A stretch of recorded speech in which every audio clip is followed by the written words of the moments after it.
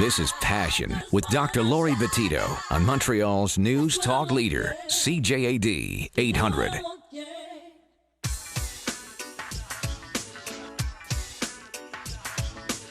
Tonight on Dating Dilemmas with Frank Kermit of franktalks.com, also contributing journalist for the West End Times, the relationship the columnist, that's it. I was losing my words there. We're talking about shyness tonight, the curse of being shy. I don't know if you're in that situation or not, but what are some of the, can we say there are causes of shyness? There's a number of causes of shyness where sometimes you're just dealing with someone who has low self-esteem. They don't think that they're interesting. They figure no one's going to like me anyway. Why should I even bother trying?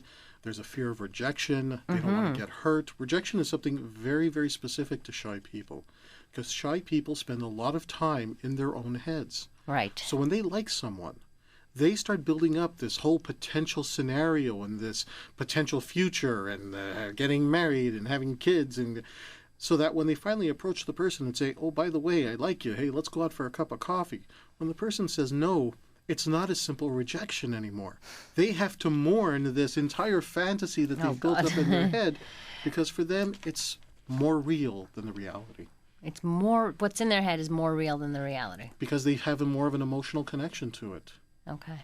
But what the person who's standing over there that they barely talk to, they're not as real to a shy person. What about this fear of making a mistake? I hear this often where, listen, nobody's perfect, but there's some people who don't want more, they don't want to make that mistake. They want to be perfect in the situation. How can you be, though? Okay, well, here's the thing. In almost every other area of their life, they're in a position to exercise some measure of control. They're about to have a test in 3 weeks in school. They can spend a lot of extra time studying so they can do perfect on that test. When you're dealing with intimacy, when you're dealing with dating, relationships, you don't control the other person. No. There's that X factor where something can go wrong. It may have nothing to do with you, but you'll still feel that it's your responsibility to make it work. Right. And we see this a lot as well in other forms of relationships where somebody thinks, well, if I just work harder, even if my partner is not living up to their end, it's going to work because I can make this relationship work even if my partner is not helping me out or doing their part. Also, they might feel responsible for all of the conversation, thinking like I'm the one who has to make sure I keep this going, so I've got to keep thinking of things to talk about and all of that. Because any silence is seen as just another form of failure. And what people don't realize is that pauses in conversation is very seductive. Right. Because a pause will allow you to think about what's just been said. Right. And what you'd like to do next. Oh, you're practicing that. I see that. You're being very seductive, Frank. Why, thank you. Go on.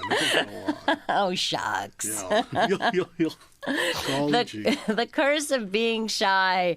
That's our dating dilemma for tonight. Shyness. We want to help out people who are shy. If you have questions, do give us a call. Don't be shy.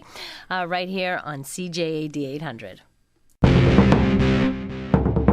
Frank Talks is sponsored in part by the book, I'm a Man, That's My Job, The Philosophy of a Seducer. Your inner game is as unique and personal as your signature or your fingerprints. This book provides you with the means to create your own seduction persona. By this, learn what it means to be a man and attract the women you want. Learn about how men and women think differently and how to take the lead in a relationship.